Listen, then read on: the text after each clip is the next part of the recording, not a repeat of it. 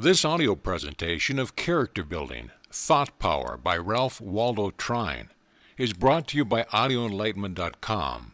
Copyright 2011, all rights reserved. The book. Unconsciously, we are forming habits every moment of our lives.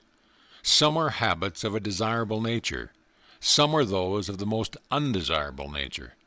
Some, though not so bad in themselves, are exceedingly bad in their cumulative effects, and causes at times much loss, much pain and anguish, while their opposites would, on the contrary, bring as much peace and joy, as well as continually increasing power. Have we within our power to determine at all times what types of habits shall take form in our lives? In other words, is habit forming, character building, a matter of mere chance, or have we within our own control? We have entirely and absolutely, I will be what I will to be, can be said and should be said by every human soul. After this has been bravely and determinedly said, and not only said, but fully inwardly realized, something yet remains. Something remains to be said regarding the great law underlying habit forming, character building. For there is a simple, natural, and thoroughly scientific method that all should know. A method whereby old, undesirable, earth-binding habits can be broken, and new, desirable, heaven-lifting habits can be acquired. A method whereby life in part or in its totality can be changed, provided one is sufficiently in earnest to know, and knowing it, to apply the law. Thought is the force underlying all. And what do we mean by this? Simply this: your every act, every conscious act is preceded by a thought. Your dominating thoughts determine your dominating actions. In the realm of our own minds, we have absolute control, or we should have, and if at any time we have not, then there is a method by which we can gain control, and in the realm of mind become thorough masters. In order to get to the very foundation of the matter, let us look to this for a moment. For if thought is always parent to our acts, habits, character, life, then it is first necessary that we know fully how to control our thoughts. Here let us refer to that law of the mind, which is the same as in the law of connection with the reflex nerve system of the body. The law which says that whenever one does a certain thing in a certain way, it is easier to do the same thing in the same way the next time, and still easier the next and next and next, until at time it comes to pass that no effort is required, or no effort worth speaking of, but on the opposite would require the effort. The mind carries with it the power that perpetuates its own type of thought, the same as the body carries with, through the reflex nerve system, the power which perpetuates and makes continually easier its own particular acts. Thus a similar effort to control one's thoughts, a simple setting about it, even if at first failure is a result, and even for a time failure seems to about the only result, will in time, sooner or later, bring him to the point of easy, full, and complete control. Each one, then, can grow the power of determining, controlling his thoughts, the power of determining what type of thought he shall and what type he shall not entertain. For let us never part in mind with this fact, that every earnest effort along any line makes the end aimed at just a little easier for each succeeding effort, even if, as has been said, apparent failure is the result of the earlier efforts. This is a case where even failure is success. For the failure is not in the effort, and every earnest effort adds an increment of power that will eventually accomplish the end aimed at. We can, then, gain the full and complete power of determining what character, what type of thoughts we entertain. Shall we now give attention to some 2 or 3 concrete cases? Here is a man, the cashier of a large mercantile establishment, or cashier of a bank. In his morning paper he reads of a man who has become suddenly rich, has made a fortune of $500,000 or $1,000,000 in a few hours through speculation on the stock market. Perhaps he has seen an account of another man who has done practically the same thing lately. He is not quite wise enough, however, to comprehend the fact that when he reads of one or two cases of this kind he could find, were he to look into the matter carefully, 100 or 200 cases of men who have lost all they had in the same way. He thinks, however, that he will be one of the fortunate ones. He does not fully realize that there are no shortcuts to wealth honestly made. He takes a part of his savings, and as true in practically all cases of this kind, he loses all that he puts in. Thinking now that he sees why he lost, and that he had more money, he would be able to get back what he has lost, and perhaps make a handsome sum in addition, and make it quickly. The thought comes to him to use some of the funds he has in charge of. In 9 cases out of 10, if not 10 cases in every 10, the results that inevitably follow are known sufficiently well to make it unnecessary to follow him further. Where is the man's safety in the light of what we have been considering? Simply this: the moment the thought of using for his own purpose funds belonging to others enter his mind, if he is wise, he will instantly put the thought from his mind. If he is a fool, he will entertain it. In the degree in which he entertains it, it will grow upon him. It will become the absorbing thought in his mind. It will finally become master of his willpower, and through rapidly succeeding steps, dishonor, shame, degradation, penitentiary, remorse will be his. It is easy for him to put the thought from his mind when it first enters, but as he entertains it, it grows in such proportion that it becomes more and more difficult for him to put it from his mind, and by it becomes practically impossible for him to do it. The light of the match, with but a little effort of the breath, would have extinguished it first, has imparted a flame that is raging through the entire building, and now it is almost if not quite impossible to conquer it. Shall we notice another concrete case, a trite case perhaps, but one in which we see how habit is formed, and also how the same habit can be unformed. Here is a young man. He may be the son of poor parents, or he may be the son of rich parents, one in the ordinary ranks of life, or one of high social standing, whatever that means. He is good-hearted, one of the good impulses, generally speaking, a good fellow. He is out with some companions of the same general type. They are out for a pleasant evening, out for a good time. They are apt at times to be thoughtless, even careless.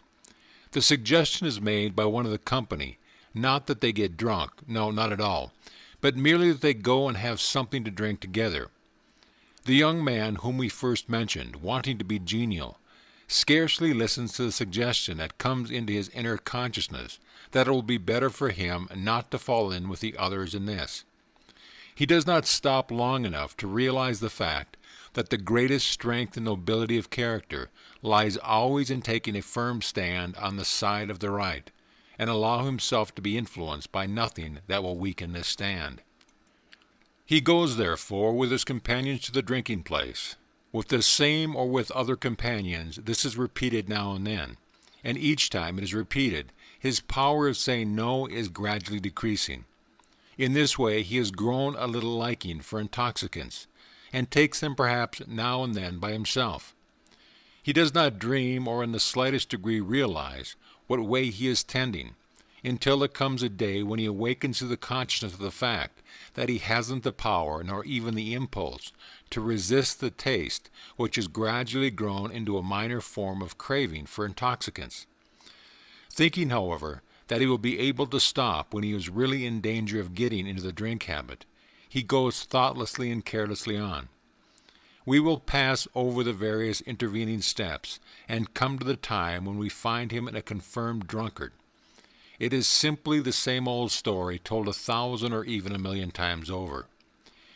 He finally awakes to his true condition, and through the shame, the anguish, the degradation, and the want that comes upon him, he longs for a return to the days when he was a free man. but hope has almost gone from his life. It would have been easier for him never to have begun, and easier for him to have stopped before he reached his present condition. But even in his present condition, be it the lowest and most helpless and hopeless that can be imagined, he has the power to get out of it and to be a free man once again. Let us see. The desire for drink comes upon him again. If he entertains the thought, the desire, he is lost again. His only hope, his only means of escape is this: the moment, the very instant the thought comes to him. If he will put it out of his mind, he will thereby put out the little flame of the match.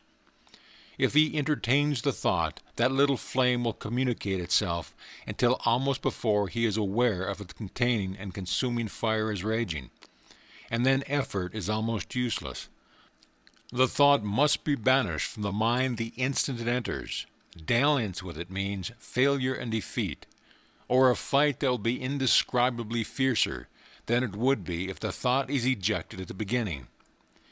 And here we must say a word regarding a certain great law that we may call the law of indirectness.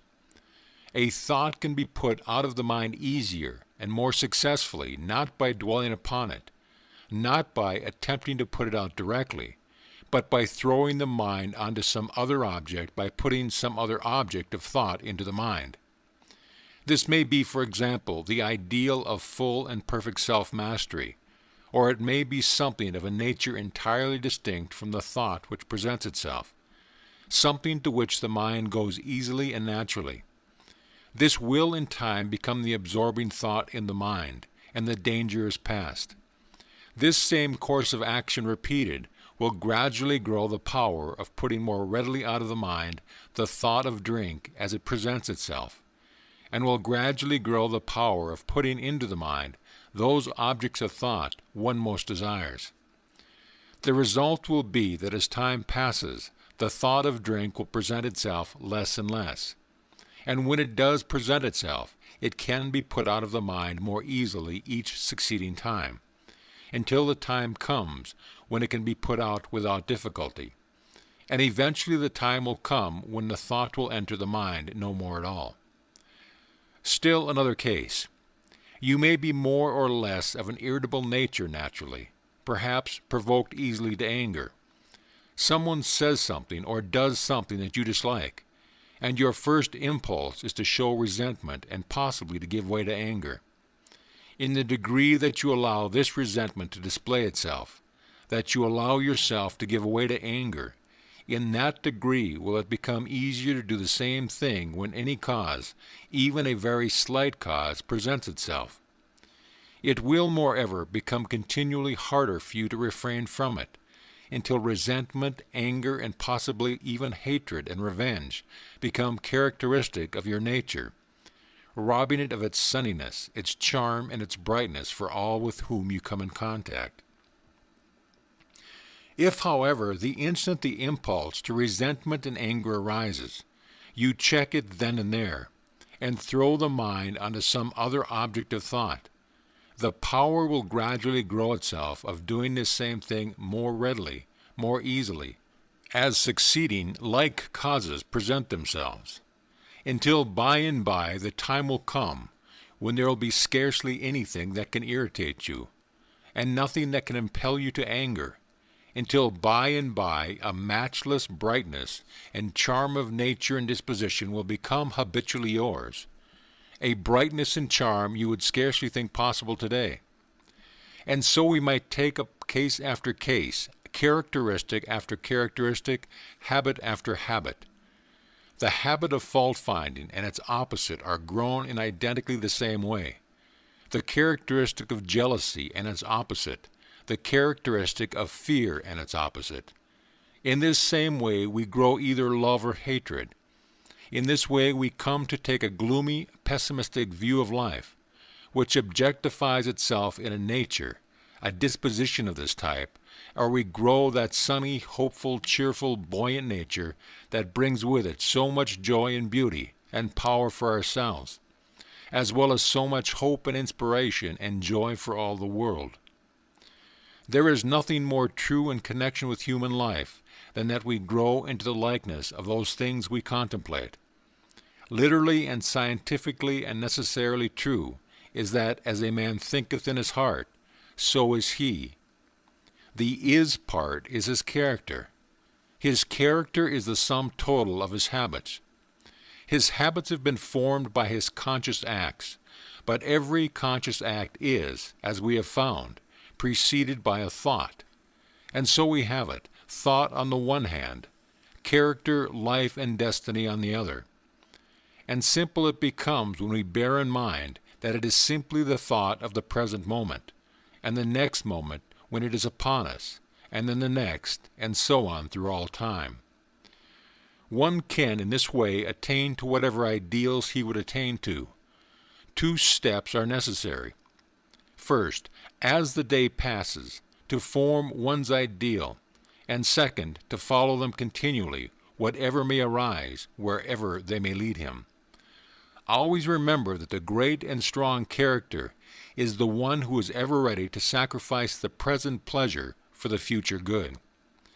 He who will thus follow his highest ideals as they present themselves to him day after day, year after year, will find that as Dante, following his beloved from world to world, finally found her at the gates of paradise, so he will find himself eventually at the same gates.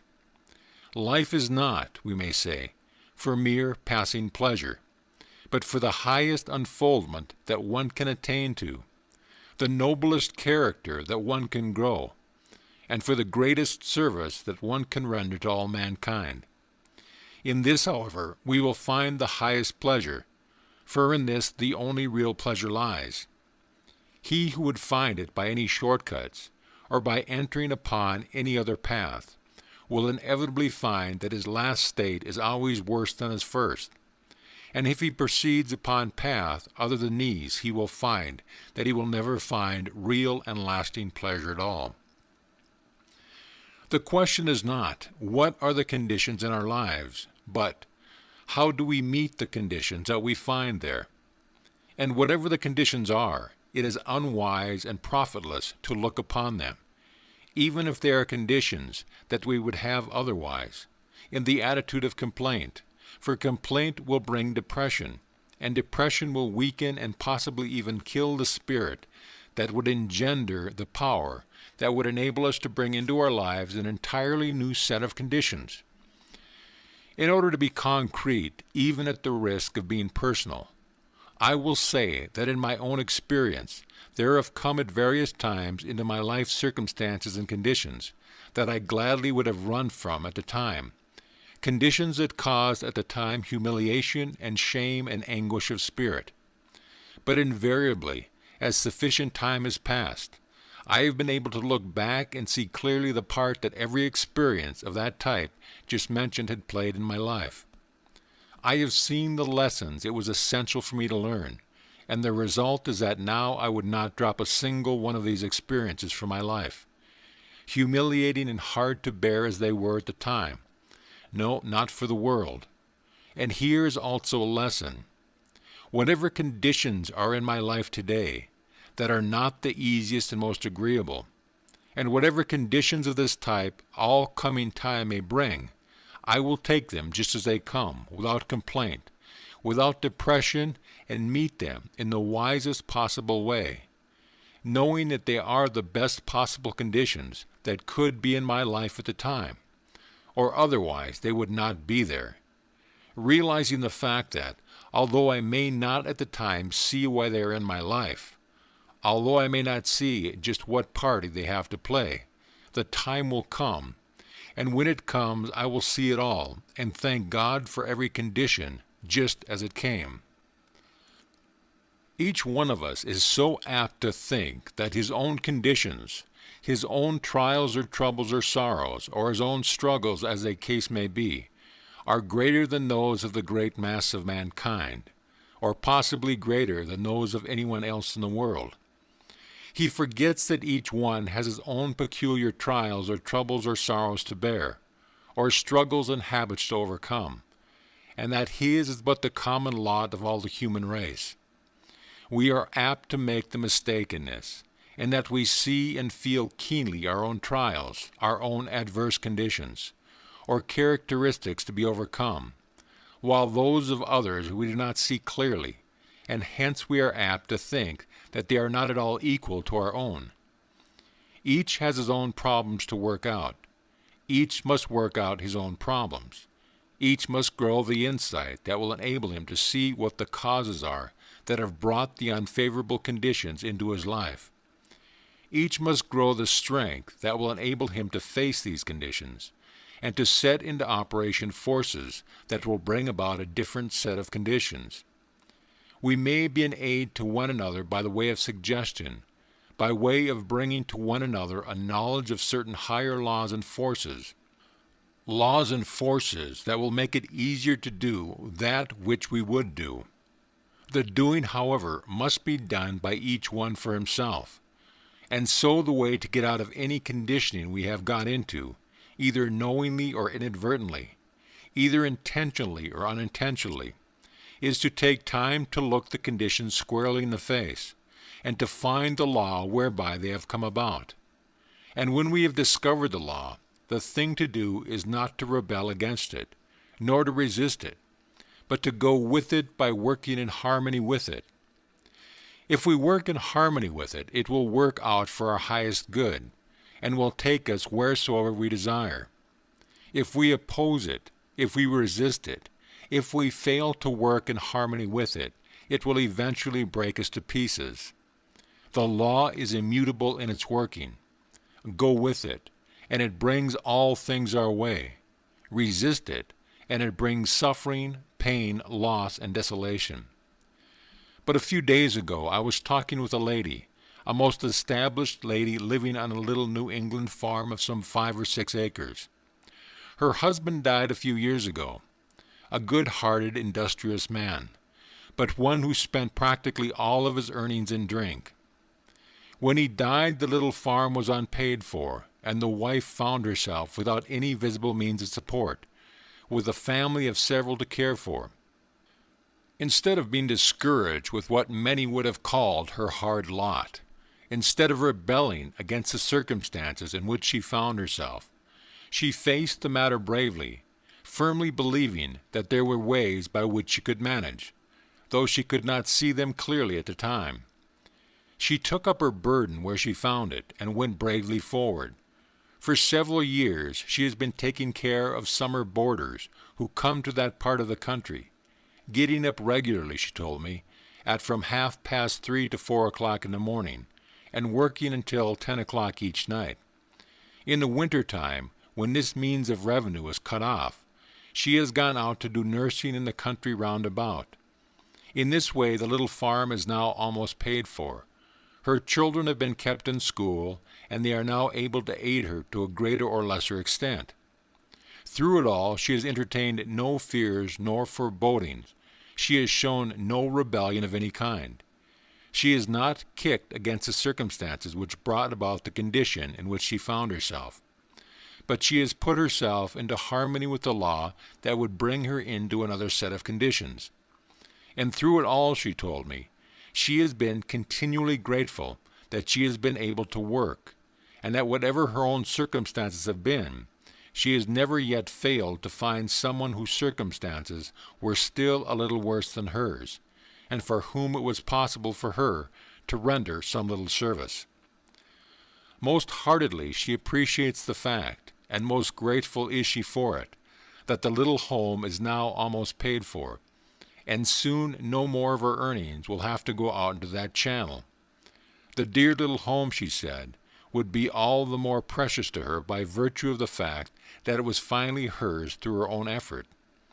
The strength and nobility of character that have come to her during these years, the sweetness of disposition, the sympathy and care for others, her faith in the final triumph of all that is honest and true and pure and good, are qualities that thousands and hundreds of thousands of men and women, yes, both men and women, who are apparently in better circumstances in life, can justly envy. And should the little farm home be taken away tomorrow, she has gained something that a farm of 1,000 acres could not buy. by going about her work in the way that she has gone about it, in the burden of all that has been lightened, and her work has been made truly enjoyable. Let us take a moment to see how these same conditions would have been met by a person of less wisdom, one not so far-sighted as dear good woman has been. For a time, possibly her spirit would have been crushed. Fear and foreboding of all kinds would probably have taken hold of her, and she would have felt that nothing she could do would be of any avail. Or she might have rebelled against the agencies, against the law which brought about the condition in which she found herself. And she might have become embittered against the world, and gradually also against the various people with whom she came in contact. Or again she might have thought that her efforts would be unable to meet the circumstances, and that it was the duty of someone to lift her out of her difficulties. In this way, no progress at all would have been made towards the accomplishment of the desired results. And continually she would have felt more keenly the circumstances in which she found herself, because there was nothing else to occupy her mind. In this way the little farm would not have become hers. She would not have been able to do anything for others, and her nature would have been embittered against everything and everybody. True it is, then, not what are the conditions in one's life, but how does he meet the conditions that he finds there. This will determine all. And if at any time we are apt to think that our own lot is about the hardest there is, and if we are able at any time to persuade ourselves that we find no one whose lot is just a plain harder, let us then study a little while the character of Pompey in Browning's poem, and after studying it, thank God that the conditions in our lives are so favorable, and then set about with a trusting and intrepid spirit to actualize the conditions that we most desire.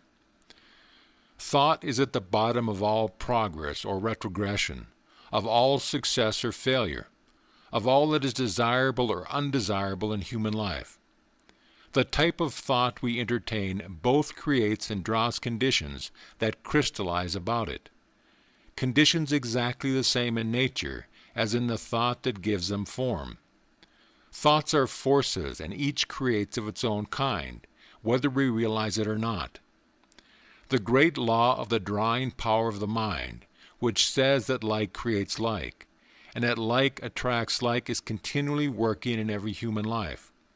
For it is one of the great immutable laws of the universe. For one to take time to see clearly the things he would attain to, and then to hold that ideal steadily and continually before his mind, never allowing faith, his positive thought forces, to give way to or to be neutralized by doubts and fears, and then to set about doing each day what his hands find to do, never complaining, but spending the time that he would otherwise spend in complaint, in focusing his thought forces upon the ideal that he wishes, and that of which his mind has built, will sooner or later bring about the full materialization of that for which he sets out. There are those who, when they begin to grasp the fact that there is what we may term a science of thought, who, when they begin to realize that through the instrumentality of our interior spiritual thought forces, we have the power of gradually molding the everyday conditions of life as we would have them, in their early enthusiasm are not able to see results as quickly as they expect, and are apt to think, therefore, that after all there is not very much in which is but newly come to their knowledge. They must remember, however, that endeavoring to overcome an old habit or to grow a new habit, everything cannot be done all at once. In the degree that we attempt to use the thought forces, do we continually become able to use them more effectively. Progress is slow at first, more rapid as we proceed. Power grows by using, or in other words, using brings a continually increasing power. This is governed by a law, the same as are all things in our lives, and all things in the universe about us. Every act and advancement made by the musician is in full accordance with law. No one commencing the study of music can, for example, sit down to a piano and play a piece of a master at the first effort. He must not conclude, however, nor does he conclude, that the piece of the master cannot be played by him, or for that matter by anyone. He begins to practice the piece. The law of the mind that we have already noticed comes to his aid, whereby his mind follows the music more readily, more rapidly, and more surely every succeeding time. And there also comes into operation and to his aid the law underlying the action of the reflex nerve system of the body, which we have also noticed, whereby his fingers coordinate their movement with the movements of his mind more readily, more rapidly, and more accurately each succeeding time, until by and by the time comes when that which he stumbles through at first, that in which there is no harmony, nothing but discord, finally reveals itself as the music of the master, the music that thrills and moves masses of men and women. So it is in the use of the thought forces. It is the reiteration, the constant reiteration of the thought that grows the power of continually stronger thought focusing, and that finally brings manifestation. There is character building, not only for the young but for the old as well. And what a difference there is in elderly people. How many grow old gracefully, and how many grow old in ways of quite a different nature. There is a sweetness and charm that combine for attractiveness in old age, the same as there is in something that cannot be described by those words. Some grow continually more dear to their friends and to the members of their immediate households, while others become possessed of the idea that their friends and members of their households have less of a regard for them than they formerly had, and many times they are not far wrong. The one continually sees more in life to enjoy, the other sees continually less. The one becomes more dear and attractive to the other less so. And why is this? Through chance? By no means. Personally, I do not believe there is any such thing as chance in the whole of human life, nor even in the world or the great universe in which we live. The one great law of cause and effect is absolute, and effect is always kindred to its own peculiar cause, although we may have at time to go back considerably farther than we are accustomed to in order to find the cause. The parent of this or that effect, or actualized, though not necessarily permanently actualized, condition. Why, then, the vast difference in the two types of elderly people? The one keeps from worrying and fearing and fretting and foundationless imaging, while the other seems especially to cultivate these, to give himself or herself especially to them. And why is this? At a certain time in life, differing somewhat in different people, lifelong mental states, habits, and characteristics begin to focus themselves and come to the surface, so to speak. Predominating thoughts and mental states begin to show themselves in actualized qualities and characteristics as never before, and no one is immune. In the lane leading to the orchard is a tree. For years it has been growing only natural fruit. Not long since it was grafted upon, the spring has come and gone. One half of the tree was in bloom, and the other half also. The blossoms on each part could not be distinguished by the casual observer. The blossoms have been followed by young fruit which hangs abundantly on the entire tree. There is but a slight difference in it now, but a few weeks later the difference in form, in size, in color, in flavoring, in keeping qualities will be so marked that no one can fail to tell them apart or have difficulty in choosing between them. The one will be a small, somewhat hard and gnarled, tart, yellowish-green apple, and will keep but a few weeks in the fall of the year. The other will be a large, delicately flavored apple, mellow, deep red in color, and will keep until the tree which bore it is in bloom again. But why this incident from nature's garden? This, up to a certain period in the fruit's growth, although the interior, forming qualities of the apples were slightly different from the beginning, there was but little to distinguish them. At a certain period in their growth, however, their differing interior qualities began to externalize themselves so rapidly and so markedly that the two fruits became of such a vastly different type, and as we have seen, no one could hesitate in choosing between them. And knowing once the soul, the forming, the determining qualities of each, we can thereafter tell beforehand with a certainty that is quite absolute what it, the externalized product of each portion of the tree, will be. And it is quite the same in human life.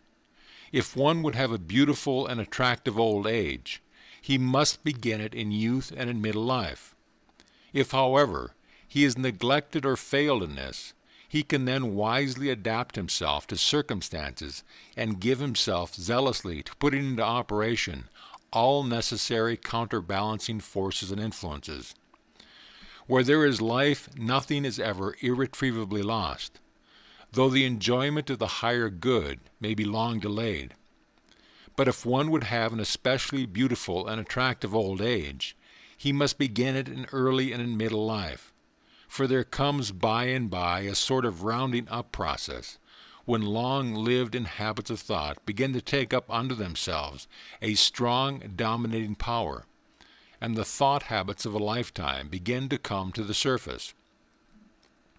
Fear and worry, selfishness, hard-fisted, grabbing, holding disposition, a carping, fault-finding, nagging tendency, a slavery of thought and action to the thinking or to the opinions of others, a lacking of consideration, thought and sympathy for others, a lack of clarity for the thoughts, the motives, and the acts of others, a lack of knowledge of the powerful and inevitable building qualities of thought, as well as a lack of faith in the eternal goodness and love and power of the source of our being, all combine in time to make the old age of those in whom they find life that barren, cheerless, unwelcome something, unattractive or even repellent to itself as well as to others, that we are not infrequently find, while their opposites, on the contrary, combine and seem to be helped on by their heavenly agencies, to bring about the cheerful, hopeful, healthful,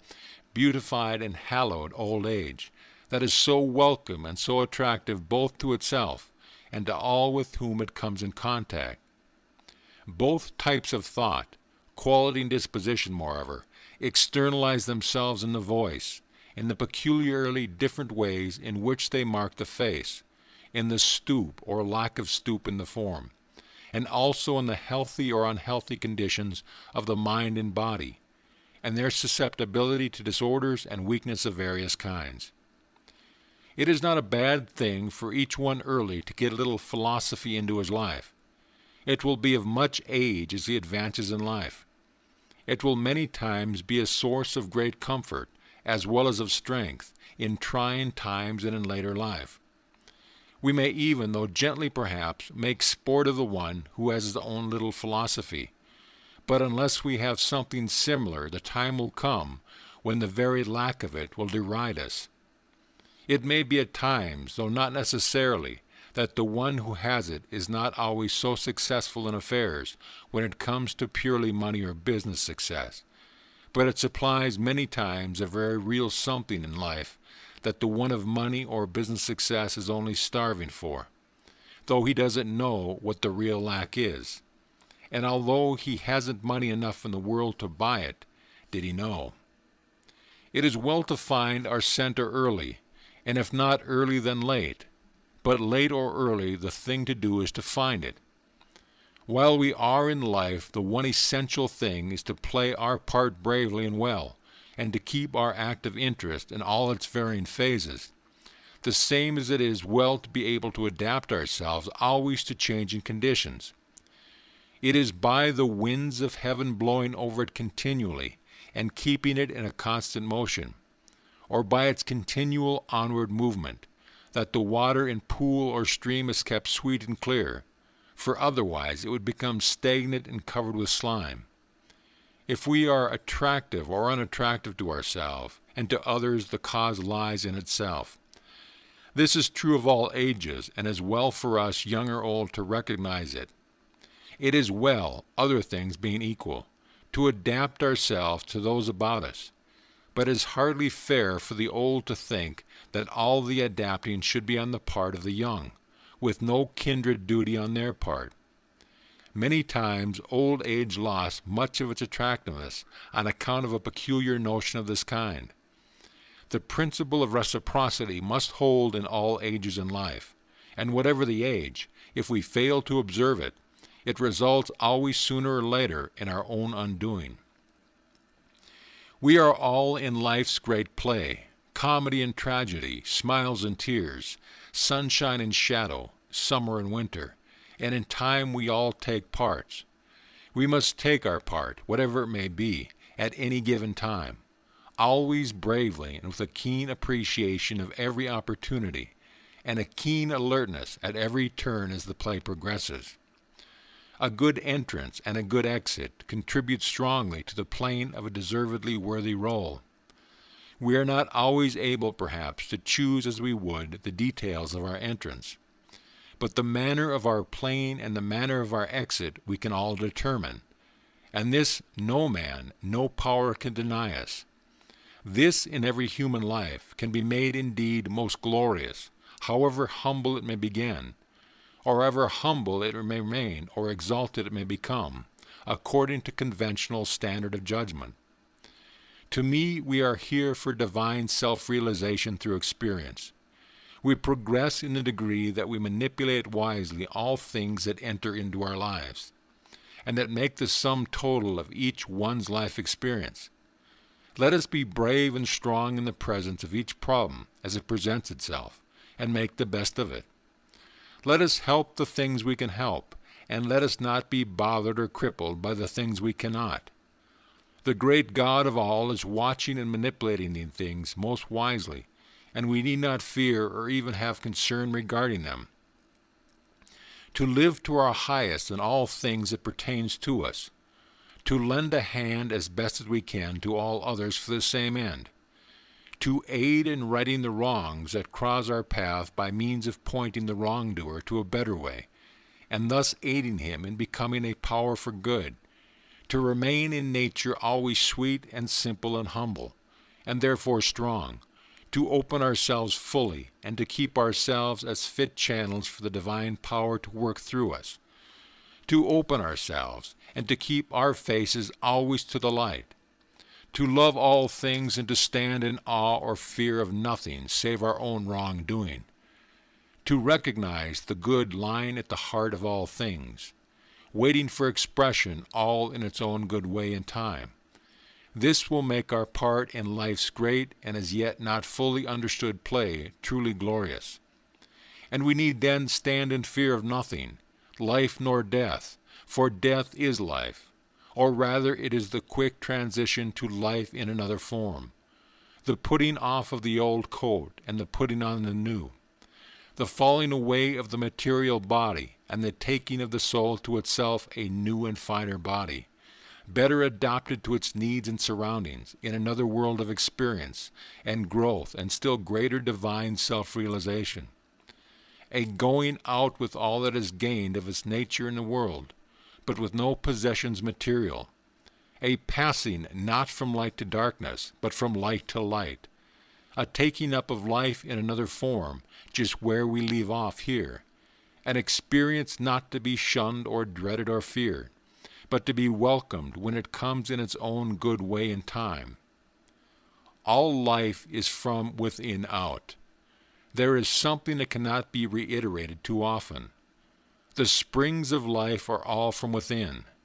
This being true, it would be well for us to give more time to the inner life than we are accustomed to give to it, especially in this Western world. There is nothing that will bring us about such abundant returns as to take a little time in the quiet each day of our lives. We need this to get the kinks out of our minds, and hence out of our lives. We need this to form better the higher ideals of life. We need this in order to see clearly in mind the things upon which we would concentrate and focus the thought forces. We need this in order to make continually anew and to keep our conscious connection with the infinite. We need this in order that the rush and hurry of our everyday life does not keep us away from the conscious realization of the fact that the spirit of infinite life and power that is back of all, working in and through all, the life of all, is the life of our life and the source of our power, and that outside of this we have no life and we have no power. To realize this fact fully and to live in it consciously at all times is to find the kingdom of God, which is essentially an inner kingdom and can never be anything else. The kingdom of heaven is to be found only within, and this is done once for all, and in a manner in which it cannot otherwise be done, when we come into the conscious, living realization of the fact that in our real self we are essentially one with divine life, and open ourselves continually so that this divine life can speak to and manifest through us. In this way we come into the condition where we are continually walking with God. In this way, the consciousness of God becomes a living reality in our lives. And in the degree in which it becomes a reality, does it bring us into the realization of continually increasing wisdom, insight, and power. This consciousness of God in the soul of man is the essence, indeed, the sum and substance of all religion. This identifies religion with every act and every moment of everyday life. That which does not identify itself with every moment of every day and with every act of life is religion in name only and not in reality. This consciousness of God in the soul of man is the one thing uniformly taught by all the prophets, by all the inspired ones, by all the seers and mystics in the world's history.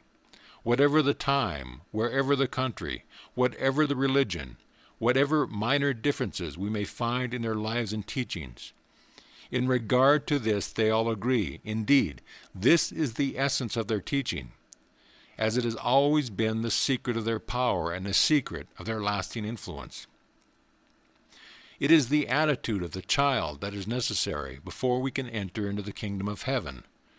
As it has been said, "Except ye become as little children, ye cannot enter into the kingdom of heaven."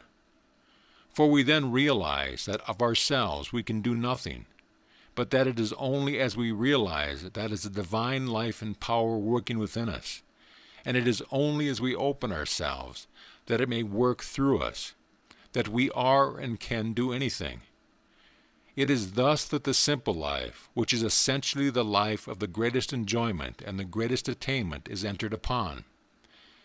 In the Orient, the people as a class take far more time in the quiet, in the silence, than we take. Some of them carry this possibly to as great an extreme as we carry the opposite, with the result that they do not actualize and objectify in the outer thing the life they dream in the inner life. We give so much time to the activities of the outer life that we do not take sufficient time in the quiet to form in the inner, spiritual thought life the ideals and conditions that we would have actualized and manifested in the outer life. The result is that we take life in a kind of haphazard way, taking it as it comes, thinking not very much about it until perhaps pushed by some bitter experience, instead of molding it through the agency of the inner forces, exactly as we would have it. We need to strike the happy balance between the custom in this respect of the Eastern and Western worlds, and go to the extreme of neither the one nor the other. This alone will give the ideal life, and it is the ideal life only that it is thoroughly satisfactory life. In the Orient, there are many who are day after day sitting in the quiet, meditating, contemplating, idealizing, with their eyes focused on their stomachs in spiritual reverie, while through lack of other activities in their stomachs they are actually starving. In this Western world, man and women, in the rush and activity of our custom life, are running hither and thither, with no center, no foundation upon which to stand, nothing to do which they can anchor their lives, because they do not take sufficient time to come into the realization of what the center, of what the reality of their life really is. In the Oriental world, do his contemplating, and then get up and do his work. He would be in a better condition. He would be living a more normal and satisfactory life. If we in the Occident would take more time from the rush and activity of life, for contemplation, for meditation, for idealization, for becoming acquainted with our real selves, and then go about our work, manifesting the powers of our real selves, we would be better off, because we would be living a more natural, a more normal life. To find one's center, to become centered in the infinite, is the first great essential of every satisfactory life.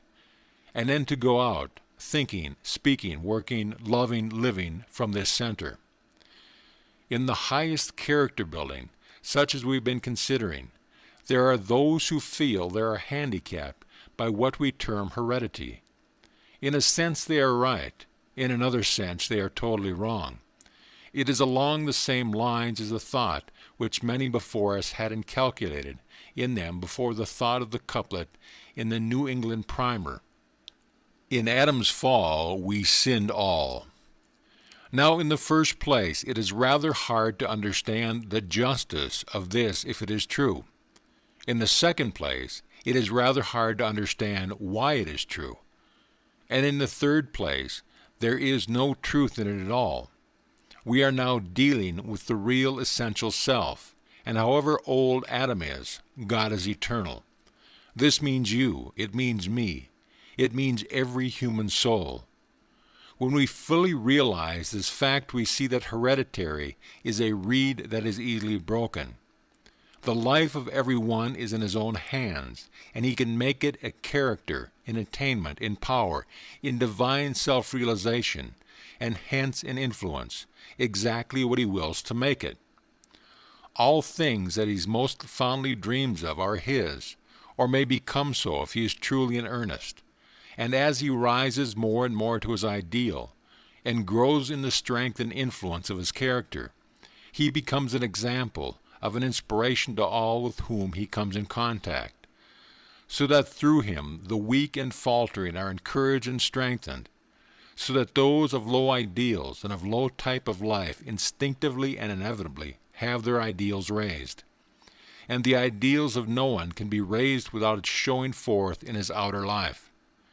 As he advances in this grasp upon an understanding of the power and potency of the thought forces, he finds that many times through the process of mental suggestion, he can be of tremendous aid to one who is weak and struggling, by sending him now and then continually holding him in the highest thought, in the thought of the highest strength, wisdom, and love. The power of suggestion, mental suggestion, is one that has tremendous possibilities for good if we will but study into it carefully, understand it fully, and use it rightly. The one who takes sufficient time in the quiet mentally to form his ideals, sufficient time to make and to keep continually his conscious connection with the infinitude, with the divine life and forces, is the one who is best adapted to the strenuous life.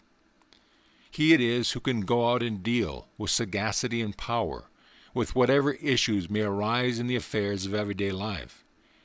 He is the one who is building not for the years but for the centuries, not for time but for the eternities, and he can go out knowing not whither he goes, knowing that the divine life within him will never fail out, but will lead him on until he beholds the Father face to face. He is building for the centuries because only that which is the highest, the truest, the noblest, and the best will abide the test of the centuries.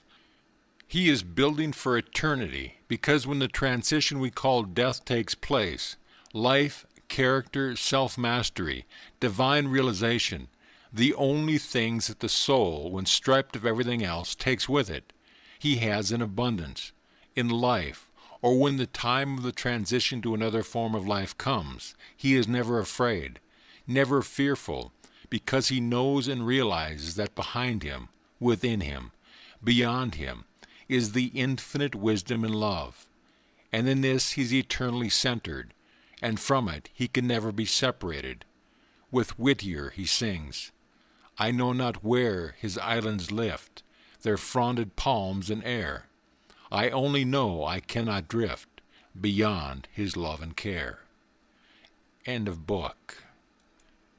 This audio presentation of Character Building and Thought Power by Ralph Waldo Trine has been brought to you by audioenlightenment.com and has been recorded for the exclusive use of Audio Enlightenment members only. If you have received this audio from any website other than our own, please visit our website and let us know at your convenience.